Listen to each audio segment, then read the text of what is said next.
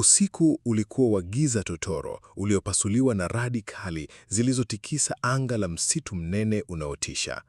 Mvua kubwa isiyo na kifani ilisababisha mto mkuu wa pori hilo kufurika na mawimbi makubwa ya maji yaliivamia mashua ndogo ya watafiti na kuifanya yumbe kama jani kavu. Ndani ya mashua hiyo iliyokuwa ikizama, baba alikuwa akihangaika kwa hofu. Kwa mikono inayotetemeka, alimnyanyua mtoto wake mchanga na kumuweka ndani ya kikapu cha mwanzi kilichotengenezwa mahususi kuelea juu ya maji. Mama wa mtoto yule, huku akitokwa na machozi yanayochanganyika na maji ya mvua, alivua mkufu wake wa kidigitali uliokuwa ukimulika mwanga hafifu wa bluu. Aliuweka mkufu huo kifuani mwa mtoto na kutoa busu la mwisho la kwaheri. Ghafla, wimbi kubwa la maji liliipiga mashua ile na kuipasua vipande vipande.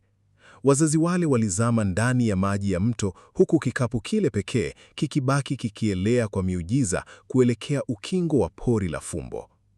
Kikapu kiliwasili kando kando ya mto huo alfajiri ya dhoruba hiyo.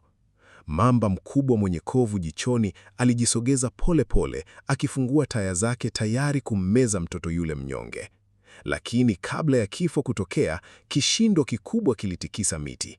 Bako, nyani dume mkubwa na mwenye nguvu, alishuka kama radi kutoka juu ya miti na kupiga kelele ya kutisha iliyomfanya mamba arudi nyuma kwa hofu.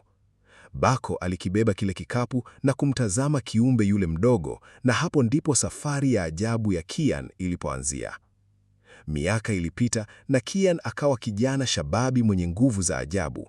Hakuwa binadamu wa kawaida, kwani alikuwa akiruka kutoka tawi moja hadi lingine kwa kasi inayoshinda nyani wa msitu huo. Alijifunza lugha ya miili ya wanyama wote na akawa mfalme wa amani anayeweza kumtuliza hata chui mwenye hasira. Siku moja, Kian aliugusa ule mkufu wa bluu aliokuwa ameuvaa tangu utotoni. Ghafla, sauti ya kike laini na yenye upendo ilianza kuimba, "Lala mwanangu, na kuombea."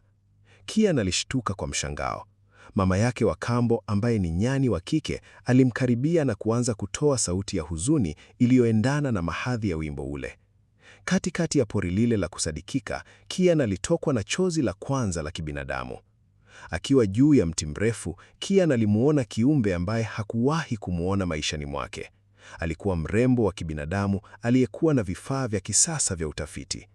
Kian alianza kumfuata kwa siri, akijificha katikati ya majani mazito ya msitu. Mrembo huyo alipofika mtoni, mamba yule yule wa kovu, sasa akiwa jitu la kutisha, alijitupa kumshambulia kwa kasi. Kian hakusita hata kidogo. Alishuka kutoka juu ya mti na kumkabili mamba yule kwa ujasiri wa binadamu na nguvu kubwa ya kinyani. Baada ya mapambano makali na ya kusisimua, mamba alikimbilia majini kwa hofu ya kifo. Baada ya mamba kutokomea, Kian na yule mrembo walitazamana macho kwa sekunde kadhaa. Kulikuwa na ukimya mzito msituni. Mrembo huyo alijaribu kunyoosha mkono wake kusema asante, lakini sauti ya onyo ya Bako ilisikika kwa mbali ikimuita Kian. Kian alishtuka. Aligusa mkufu wake uliokuwa unamulika rangi ya bluu, akamtazama mrembo yule kwa mara ya mwisho na ghafla akajirusha juu. Alitoweka kwa kasi kubwa, akiruka mti mmoja baada ya mwingine kama kivuli kisichokamatika, huku akipiga ukelele wa kinyani uliotingisha msitu mzima. Mrembo yule alibaki amesimama pale akiwa na mshangao mkubwa na hamu ya kumjua kijana wa maajabu.